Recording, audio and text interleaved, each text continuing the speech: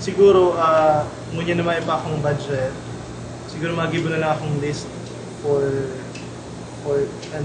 gift ko sa family, gift for myself. Siguro mga 10 items, 5 items, okay na. Shopping na naman.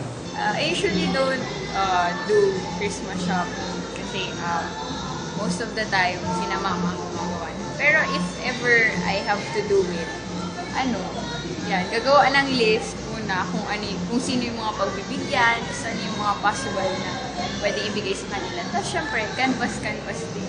Para, at kahit mura, sure naman na mapapasaya mo kung sino yung bibigyan. Well, I don't really Christmas shop, but I do want to spend the money I save for the people I care about. Maybe a friendly date, a date with your loved ones, with your family.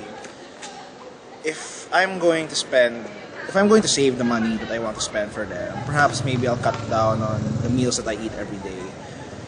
It may not look like much, but I really eat a lot.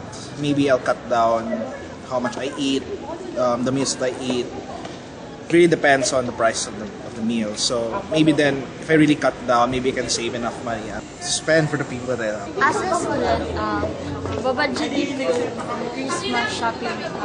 Bibili ako ng gift na cheap lang, pero yung regalo naman is super like that. Kailangan talaga mag-budget kasi unang-una, madaming a-attendan na Christmas party. Siyempre, may mga bibigyan naman ng gifts. So, kailangan talaga ng budget kasi unang-una, pag hindi ka pumili ng mga or pag hindi ka nakipag-participate sa mga Christmas party, hindi mo ma-feel ang spirit ng Christmas. Kaya, kailangan talaga mag-budget para ma-feel mo yung spirit. Kasi pag may pera ka, makakabigay ka ng gift sa iba, which is the best. Ngayong Christmas break, syempre, you have your money na ibigay sa inyo ng parents nyo. And then, para magamit nyo yung money nyo ng maayos, kailangan siyang i-budget. First, we need to do a list. I will do a list, and para makita ko kung ano yung mga bibiliin ko, yung para sa mga inaanak ko, at para sa personal na mga bagay na bibilin ko para sa sarili ko. And of course, syempre kailangan mag-aan din ng money for some para ma-feel mo yung Christmas, ano tawag dyan, para ma-feel mo talaga kung ano yung Christmas na para dun sa mga bata, or kaya mag-conduct ka ng kahit maikling outreach lang ng mga friends mo. This Christmas, siguro kailangan ko magplano first before bumili ng mga gifts for myself, for my inaanaks, and for my parents na din. So, first, make a list para hindi tayo masyadong magulo pag nag-shopping na. And also, try to do some alternatives when it comes to choosing your gifts. Kasi pwede ka naman kasing maging creative para mas mabawasan yung gagastusin mo sa mga bibili ng regalo. And of course, think of something that is unique. Kasi yun talaga yung nagpapasaya sa mga friends ko. So, that's it. So, it's about planning and thinking of something.